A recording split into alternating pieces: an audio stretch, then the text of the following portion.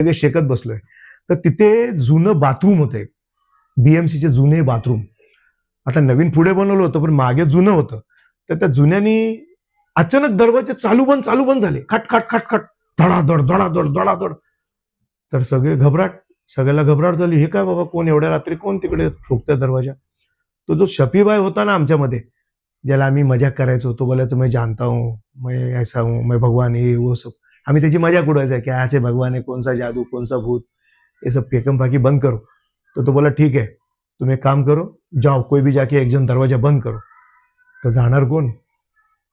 एवढा जोरात तिथे दार आपडतंय, जाणार कोण पुढे?